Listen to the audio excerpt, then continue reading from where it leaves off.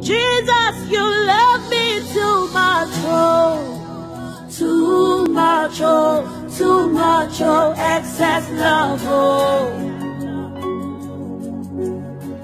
Jesus, you love me too much, oh, too much, oh, too much, oh, excess love, oh.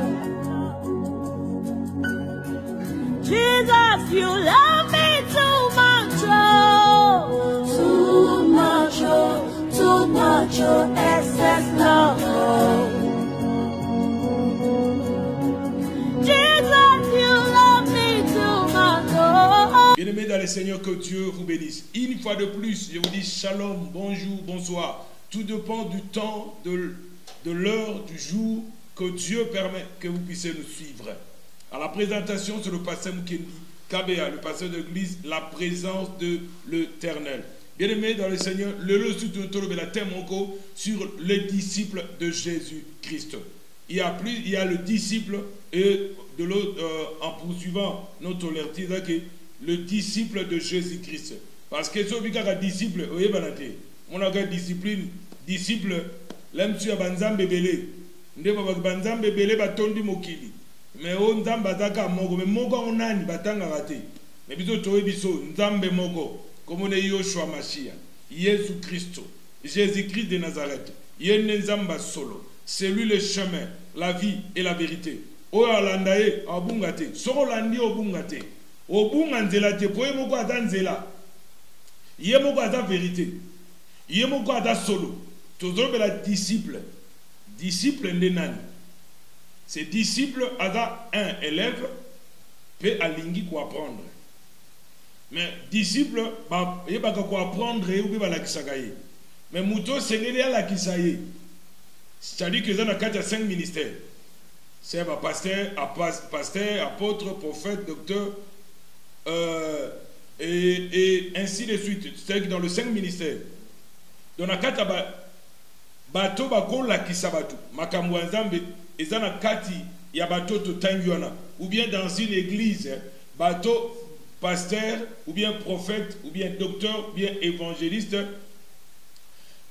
au alakisaki bango, bango na tourna bango, balandi kola qui s'appelle bateau bazo na quatre églises. Donc, on est Paul en à Timothée, ce que tu as appris de moi, tu l'enseignes aussi aux autres. C'est-à-dire que on peut pas la former, enfin que alingite que nyoso za la centre vers yemoko yé a forma ki batu batona pe ba former batu mususu ainsi de suite ndeto basi disciple c'est un élève aza élève o aye pour na quoi apprendre mais na kata discipline otolobela disciple otolobela et da disciple il y a magité il y a occultisme il y a formation il y a sorcellerie il y a incantation il y a formation il y a rosicrucien non. Disciple tolobela ezaya na disciple dans le domaine sportif ou bien karatéka ou bien boxeur ou bien judoka ou bien doudouti tolobela wanate mais disciple tolobela eza disciple à Jésus-Christ pour que mouta dans la disciple à Jésus qu'est-ce qu'il faut faire d'abord il faut moutali kakoyamba kolo lokola Seigneur peut sauver na vie na ye mais à renoncer à l'ancienne nature. À poni na vie na ye kolanda Jésus Christ. Il a eu engagement. Il y a kolanda kolo. Il y a kopé ça ye vie na ye. Le bitan va faire ça mutu baptême baba zabatu au nom du Père et du Fils et du Saint-Esprit. Ba nous ba baptisaga au nom de Jésus-Christ. Polémique exacte. Na bato ba baptiser au nom du Père et du Fils et du Saint-Esprit. Ba sumukite et comment mandé. On va pratiquer kaka. Adatoma ba Petro baye abi ba baptiser au nom de Jésus-Christ. Ba Thomas Petro ba bité ko o ba baptiser ka liboso. Ya on des faux. Si qu'on le quoi te baptiser ba au nom de Jésus-Christ, ya on des vrai. Nzamba diviser te. Donc yo peut comme ma polémique te na makamba oyo. Yo le ko le komama oui. Le ko le komama. Ça le lango. Donc muto ndimi ko amba Yesu. Le ko la Seigneur peut sauver la vie na ye. Babadize pe abimi na mai azu baptême ya mai azu baptême ya molimo mosantu et formation bandi pour la encadrer Donc, formation bandi, formation c'est bandi qu'on l'accès sur quoi? Qui est chrétien? Qu'est-ce qu'un chrétien doit faire? Et chrétien, que la Bible déclare que tout m'est permis, mais tout n'est pas utile. Tu peux faire tout, mais tout n'est pas utile. De quoi qui yungulu, il faut tamiser. Oui, parce que o est utile, o est quoi ganasser, o est utilité, o est tigre la bicolo pour boaki. Donc un chrétien doit tamiser. Le quoi, ma comme le bi, na tcheli boson ayo, la vie et la mort, la malédiction et la bénédiction, l'enfer et le paradis, la magie et quoi, et le Saint-Esprit. Tu dois choisir dans ta vie. C'est quand tu veux être un chrétien engagé, pas un chrétien théoriste. Non. C'est-à-dire qu'il y a plus de pratique, il y a pratiquant, mais à l'obaka, trop qu'il y a chrétien. Non. Si tu es chrétien, on devait le vivre. Tu dois te sentir, tu dois te vivre qui chrétienté. Réellement que toi, tu es un enfant de Dieu, converti réellement. Au bon ma coloté, mais au bon mon thème nayo, mon thème à moutou et bon wami. Ou alingé réellement un disciple de Jésus-Christ. Donc un disciple c'est un élève. Ou alingi quoi apprendre. Alinga yeba makamwanzam. Bien aimé yoka. Mon Jean a la qui ba disciple ne go sambela. Mais Jésus tant on a la qui ba monte ba porte tu ne ba disciple tu na Jésus. Seigneur, montre nous aussi comment nous devons prier. C'est la prière on peut aussi t'apprendre. Ce n'est pas un péché. Au bon de la boue, nengekola lingaka. Tu pries selon la Bible. Tu pries la Bible ouverte. Et ça pour tu sois prier à gamin, la Bible est ouverte. Ou bien à lingaka ko la Bible était. Or, un enfant de Dieu, c'est à lingaka ko tanga liloba nanzambe. Et ça quoi code de la route naïe. Ou est qu'on permet de yeba. Mon Josué 1er 8 quand Moïse, plutôt Josué devait prendre le relève pour conduire les enfants de Dieu. Et dans Josué 1er 8, la Bible déclare que ce livre de la loi ne s'éloigne point de ta bouche. Médite-les jour et nuit, afin que tu réussisses dans toutes choses que tu entreprendras. Donc, dans ce que tu réussis, simba li loba nanzambe. Koboaka li loba nanzambe, tomona Marie na Marthe, Yesu e pana bango. Marthe a poni une cuisine, a lambara na ye, a préparé na sala kama kusa. Mais Marie a poni ye na makola kola fandi. Bien aimé, kolambe ya mabete. Et ça li sumute. Mais ye tabi c'est que Marie a poni essentiel. Foye baka eloko ne loko za na tanango. Donc tant que kolo aye eloko tant tote abo. Donnez le temps de suivre. Aux à-dessus. Prends le temps. Landa biso. Et tu vas donner gloire au Seigneur. Marthe a dit Jésus, Seigneur, Yebisa Maria ya go edenga na kata musala. Donc, kolo aye na ye, mais ba doit s'intéresser na yete. Fanda nanu, ngana lamba nanu, to landa makamno sima. Bien aimé, ba occasion le kola boy, soko zanyo zema ngambele. Occasion le kola Yesu aye na vie na yo. Occasion le kola émission tolo bana yo. C'est-à-dire que c'est utile pour nous. Parce que nous devons prêcher la parole à toute occasion, favorable ou non. Donc, il va nous dire côté corona ou non. Corona est malade de bosoté dans le monde, non. Donc, tu vas non. La Bible dit que tu craindras l'Éternel ton Dieu. Okobanga kolo, moi ba tu banga, babangi malade ko le kanzambe. Crainte nzambe na via ba tu longwe. Malade, que me cause de la distance à 1 mètre, ou bien plus même 1 mètre.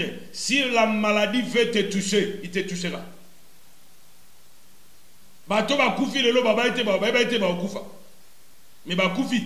Mais la crainte de Dieu est très importante.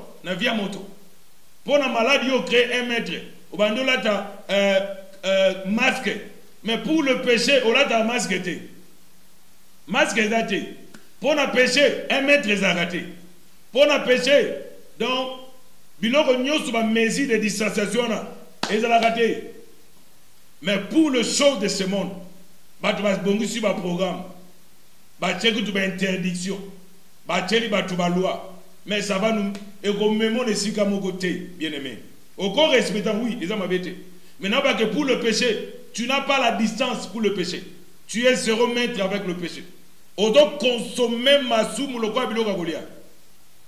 Odo consommer ma soum le kola ba melramai. Odo sala ngoku to bangate. Na ba que disciples les amu to quoi apprendre. O alingi quoi apprendre. Donc Yesu aïsiko c'est ba apôtre. Ba disciple ba qui? Ba Jean, ba Pierre, ba Matthieu, ba Nathanaël, ba onyo suana. A présenté à Matthieu, chapitre 6, verset 9 à 13.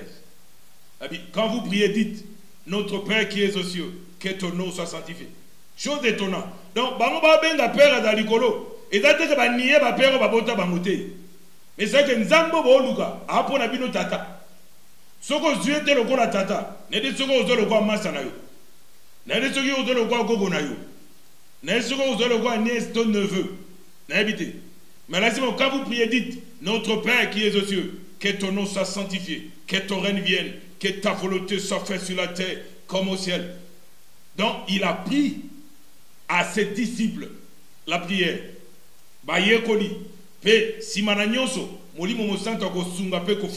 Donc, un chrétien doit lire la Bible et méditer cette parole. Donc, un chrétien, un disciple, il faut apprendre. Il faut un disciple à coloter. Aolana makama kolote.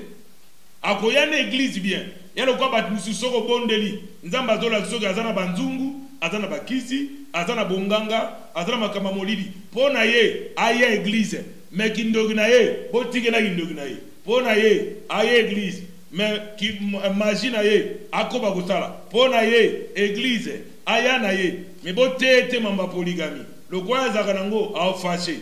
Yabi ke na zo zalo kwa Salomo o kokana Salomo te o kwa David ba peso via David o kokate yo za yo olingite ba toucher biloko na kata vino c'est olingite ba te ya yo olingite obongwa maya solo.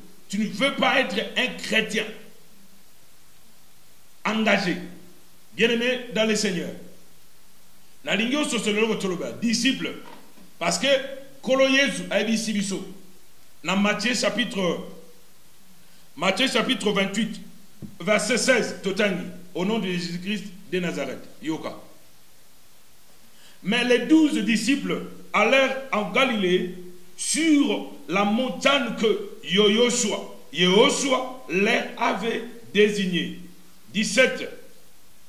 Et quand ils virent, ils adorèrent, mais quelques-uns doutaient. Yoka Magambizawa. Donc, Jésus a précisé, bon, si ma cause c'est qu'on a, au moment où Jésus a sécu déjà, la résurrection. Si ma cause c'est qu'on a précisé, bon, la montagne, où il s'est pas coûté na ye.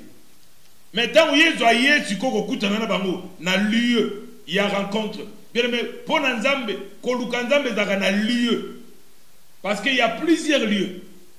Et dans plusieurs lieux, Nzamba ko dans plusieurs lieux te oya zakate. Azalaka sika o makomolobi là où deux, trois ensemblés à mon nom. Quel nom? Le nom de Jésus-Christ de Nazareth. Et sika o kombo Jésus-Christ tombo lama.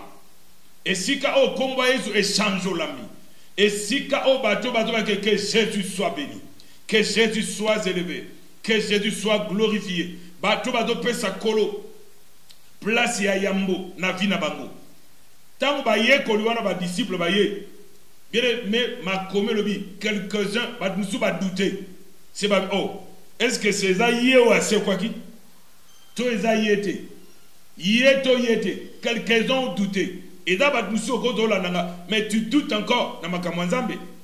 Ozo douter ah papa ser wana. Ah Matthieu wana. Est-ce que ba lo beza vrai? Est-ce que ça bona boy? Non. Na memelo nzamba batumwindu te.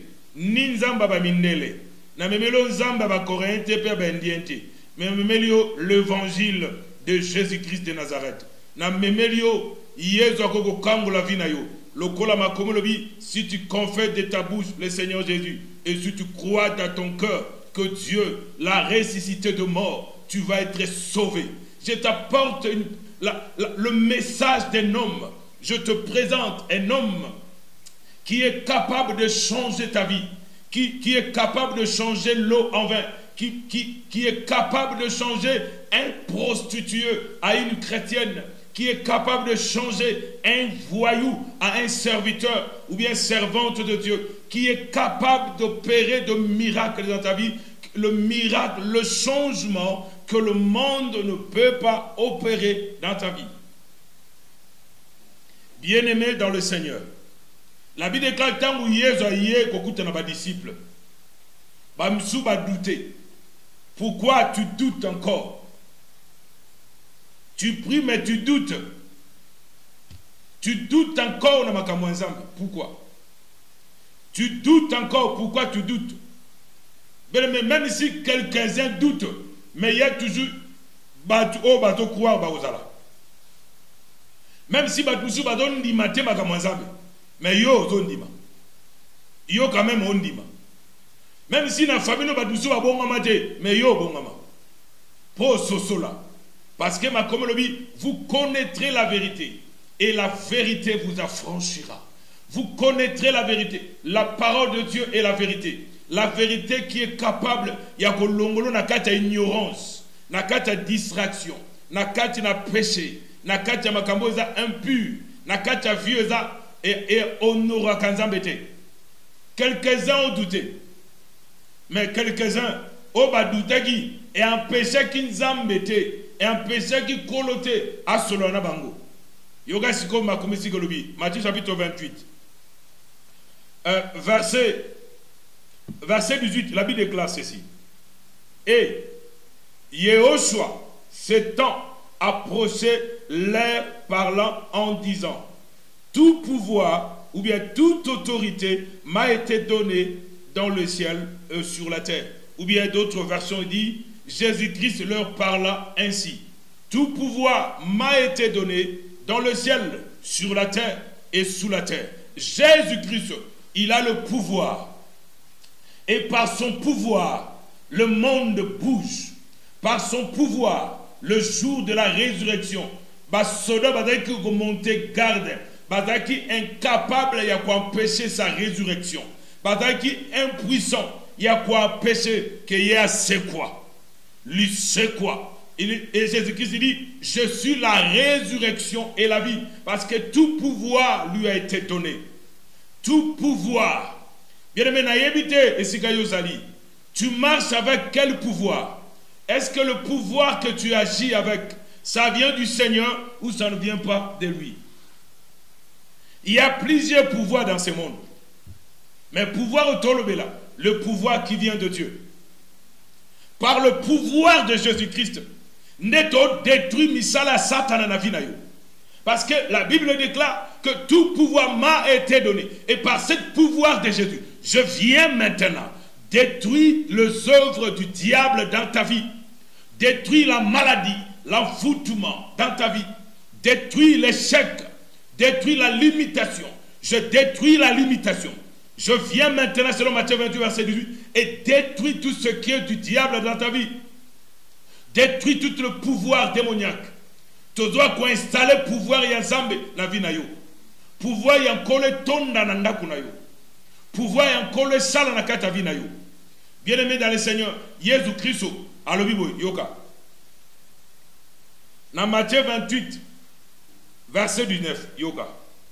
Ma communauté, allez donc et faites toutes les nations des disciples, le baptisant au nom du Père et du Fils et du Saint-Esprit. Allez partout dans le monde.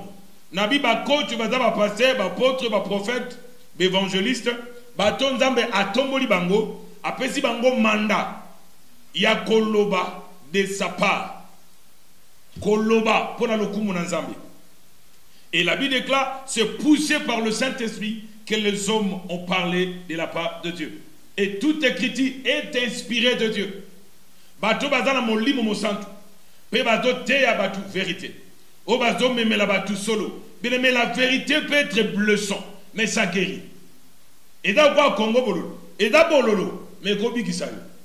L'évangile aussi, qui est la vérité, est comme ça. Donc, et cause de la bololo. Et cause à dire pour nayo. Mais et Kobikisayo. Abi, allez partout le monde. Faites toutes les nations des disciples.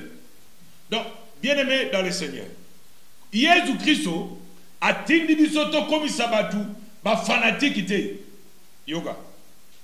Que dans la fanatique ya pasteur te. Jésus a tindi pasteur te comme sayo membre à parti politique te. Mais quand on lobby abi to kende na mokili mobimba. To comme sabato ba disciple na ye.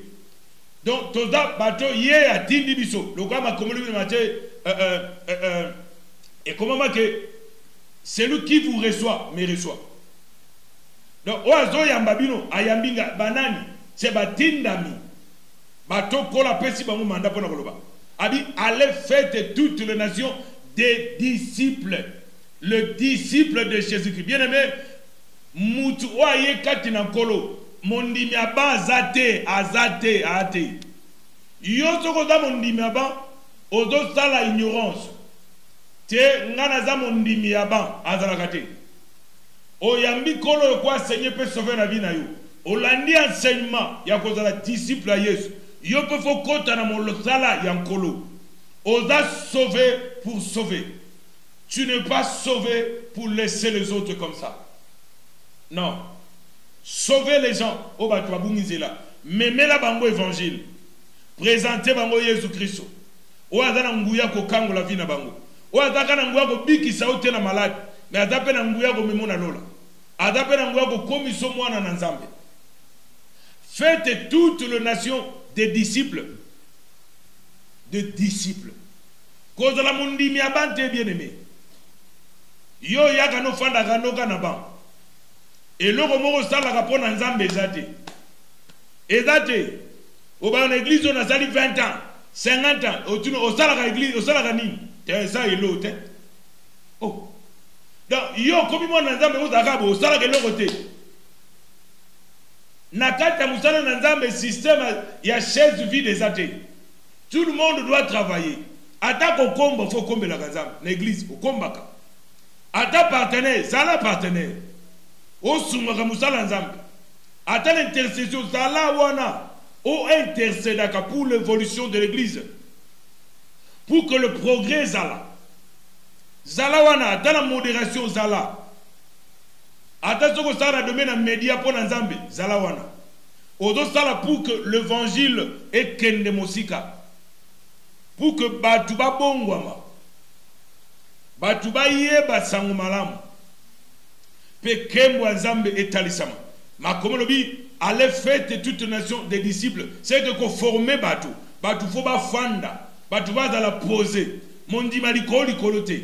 Te. Mais un chrétien assis afandi na libanga, afandi likolo na libango ezali Yesu Kristo. Ezala mbula ebeti, ezala mopepeni, ezala kake. Mais le kola fandi likolo na liloba, likolo na libanga, ezali Yesu Christ à Nazareth, akokwete. Ezala tant difficile que se présenter na vina yo, mais tu restes un enfant de Dieu. Ma comme le binda kwe tongome likolo na libanga, soki mbule beti, mo pepe sali makasi, ezala nini, ekokwete, pour fondement na ye, c'est Jésus-Christ. Mais zana bato ba yeka ba yoki liloba nzambe, mais balingi bazala asite na liloba nzambe. Donc ye, ce qui problème que so ba te matea, o ezo concerner vina ye. Ah, ya komi o passer a ote ya ngai. Oh, bine mi batea kaka batu te. Batea kaka batu. Batea kaka po batu ba bongwama. Batea kaka po batu ba ya pana nkolo. Le quoi m'a comme dit, venez à moi vous tous qui êtes chargés, fatigués, et je vous donnerai du repos. Quand il n'y a pas d'encolo, sa condition. Donne ta vie à Jésus. Même si on peut s'affinir na banganga na bakisi na molimi, et l'homme comme que toke banganga, et l'homme comme que toke talisa, o talisa pas maman mo wana na selimbao. Ba ba ona kinga sana zuko uzaka wana, et l'homme que loke bungi na nda tokende. Maintenant, et la prière, au Bible na libeka, yo wana, OK, bien mais on a position te. Yo choc souris ne tonga. Ozanga place. Oye bana te ozanani. Oberozo yo bi kozanani. Ma passé wa bongo ma. Poko ta koza ma passé mo bongo ma noté. Oza pemena pasteur mo bongama te. Bongama, le quoi ta mbana bongama. Ogota diacre, obongama te. Bongama. Kondima kama nzambe, le quoi dit c'est qui te peut être charge mobimba. Ndiye ba mtoba ka ba charge. Et à ba charge, mais comment on a jeté? Mutiyo tuta comme ma sandu comme ibeko. Il faut dans la moleu, mutoa bongami ya solo. Wa pesi wa ndimi abike na pesi vi na ngana kolo. Eh bien aimé dans le Seigneur. Oh pesi vi na kolo. Ko bongama solo. Un vrai disciple moye kolia solo. Ya ngonde le tolo bela. Ko former batu. Mon ndimi ya base à la tête. Mais moutoua mi pesi pour servir le Seigneur. Basali nanzambe sengi ba former batu. Yomoko za former, oui. Mais sengi lo former pe batu. Batu ba te akape lokola yo. Batu ba ye ba penzela nzambe. Ko pesa bango accès na makamwa nzambe. Ko tali sabango ndenge sengeli.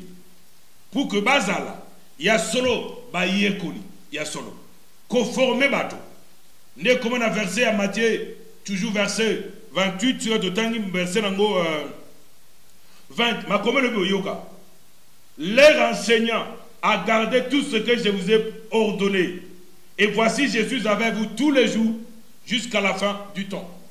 Les enseignants, enseignent qu'on l'a qui sabatu, n'enge makamanza mezalaka.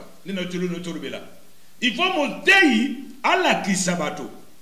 Nzambe le quoi propriété privée na yemo côté non mais ala ki sabato ce qui ala ki sabato penzela na nzambe po yebe bala ki sakiye o ala ki sakara pe bala ki sakiye yebe bala ki siye donc yebe ala ki sabato mususu amen formation frezala formation na domaine na prière et quand on a pas programme sur prière ezalaka to bonde la butu maboko likolo.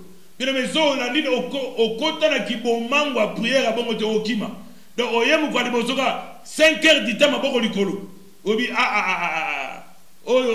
makamba boy 5 heures du temps ondo kitaloboko basimbio matisa. Hein? Tombola maboko likolo. Eza na kati ba formation de la muta mabondeli ya makasi. Mais soko lingango te. Lobi poko za muta mabondeli te. Pour ça, basali musanze balinga prière rebelete. Inga prière à 2 minutes 3 minutes koki. Donc pour na yeba to ba ke ko zo ba sambelaka ba ozo tembela ko bondela. C'est comme si ba péché, non? Le Seigneur priait toute la nuit.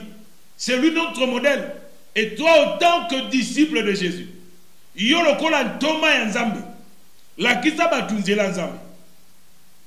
Tali sabatu ba yeba pe ko bondela. Et quand ma maison sera appelée une maison de prière. Comment tu peux être un disciple de Jésus qui n'aime pas la prière? Yo bon de la grande église.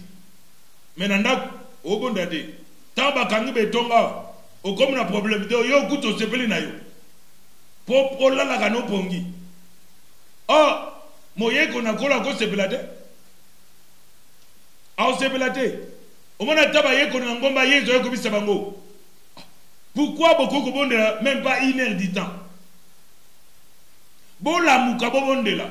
Priez enfin que vous ne tombez point en tentation.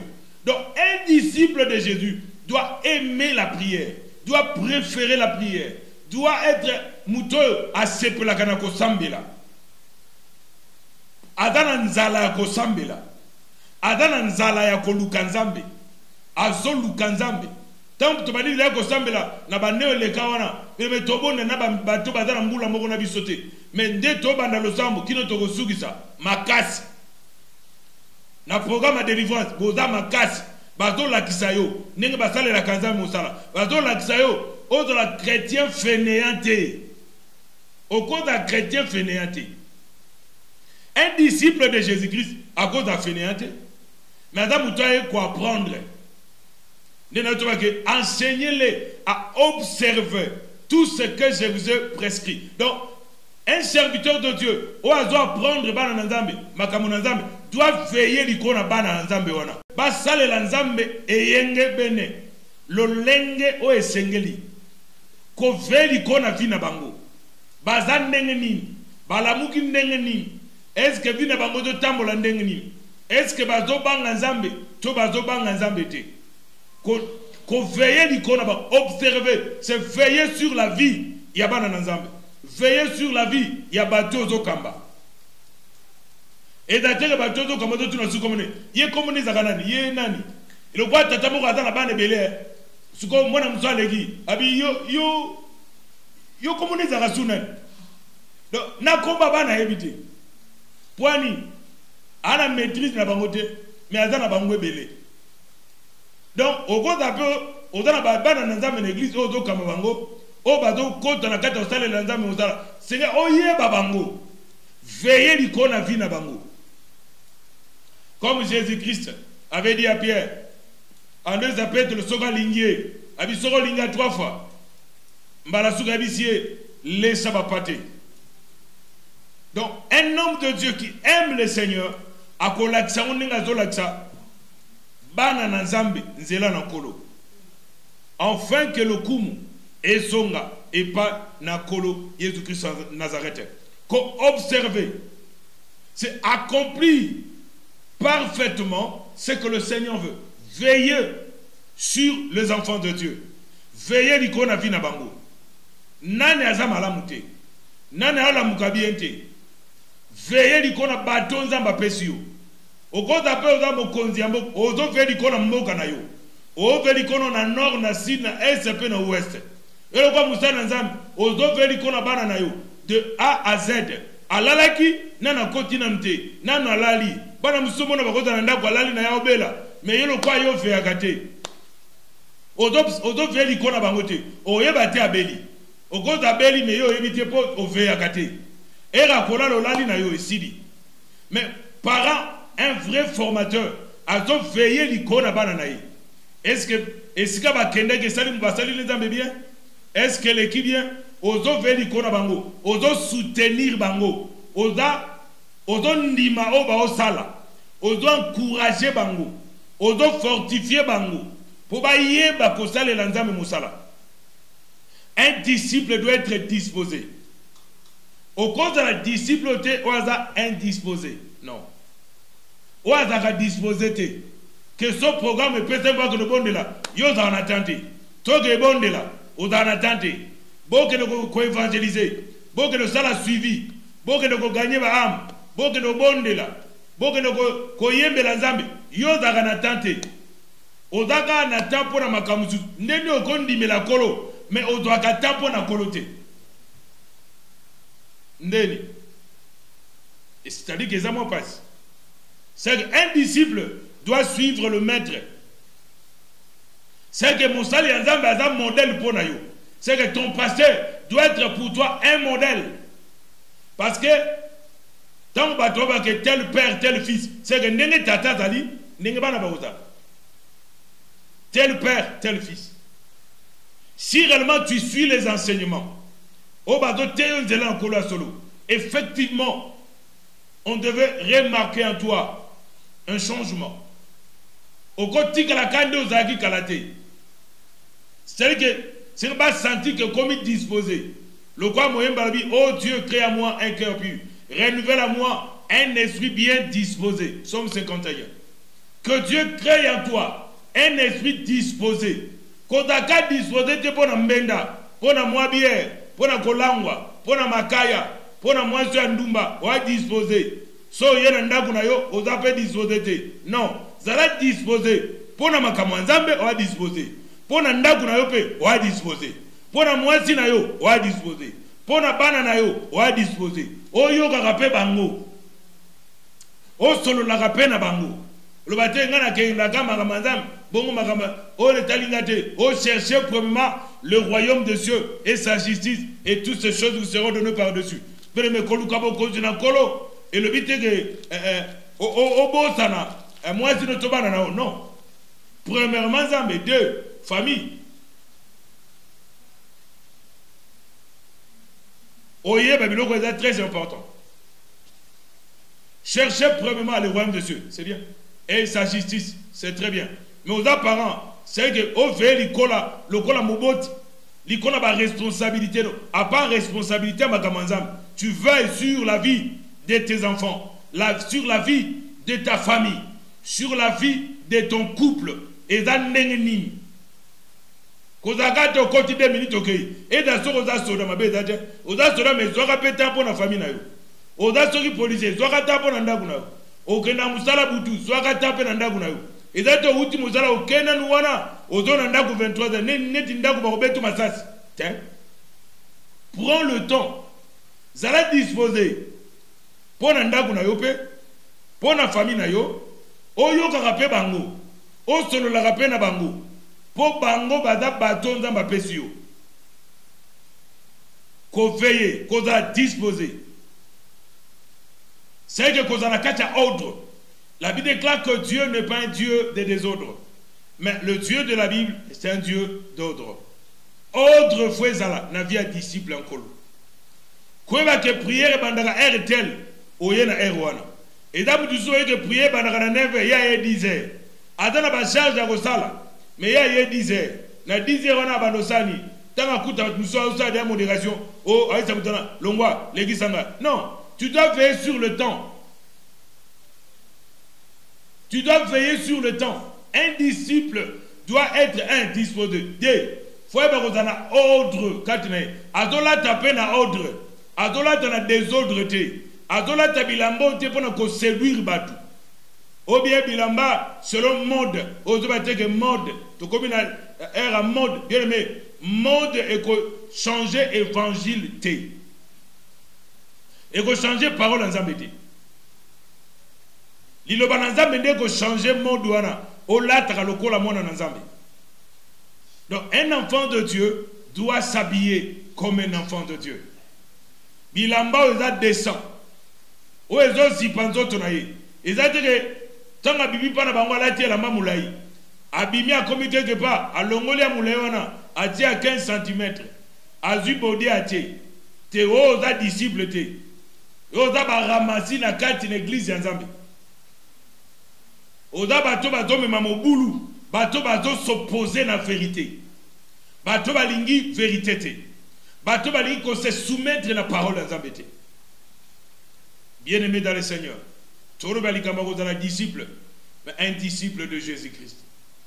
Pe o afandi na makolo ya bantoma ya solo o azolanda c'est vrai parole nzambe o alingia za lokola kolo po kolo nde modèle na biso to sambelaka pour que o sambelaka na mnokote mais on devait voir des signes kati na vina yo o ezo témoigner que yo oza effectivement moi na nzambe koza la disciple nde tobelelo kozala disciple à Yesu zala disciple à Yesu na compagnie na bino na société na famille na quartier bisika nyonso kozala zala disciple à Yesu bileme omoni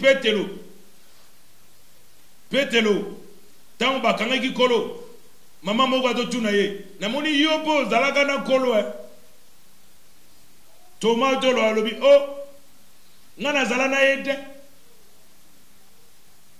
awangani na bakali kama kuwangana nilo tolo bila wana awangani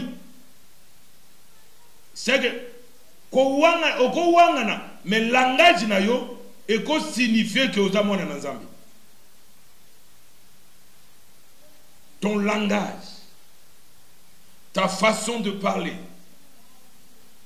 la façon de parler est édifiant, qui fortifie, la façon d'agir qui est propre devant Dieu et devant les hommes. Bien-aimé dans le Seigneur, ba numéro na biso téléphone les aona ndenge kolo Jésus Christ asimi motema na yo obenga biso tokobondela pona bino toli tokopesa bino avec l'aide du Saint-Esprit tozawa pona bino pona komemela bino évangile tokoti na bandako na nzela mission oyo. Que Dieu de gloire nous fasse grâce et à la prochaine occasion on va encore parler. Que Dieu vous bénisse au nom de Jésus-Christ. Amen. Jesus, you love me too much, oh, too much, oh, too much, oh, excess love, oh. Jesus, you love me too much, oh, too much, oh, too much, oh, excess love, oh. Jesus, you love me too much, oh, too much, oh, excess love.